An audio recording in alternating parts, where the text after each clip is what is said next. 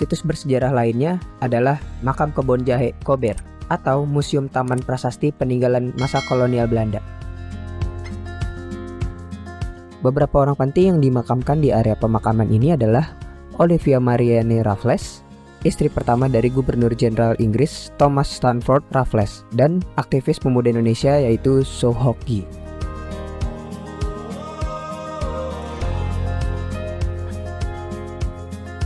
Kawasan pemakaman ini merupakan yang tertua di Jakarta dan mungkin merupakan pemakaman modern tertua di dunia.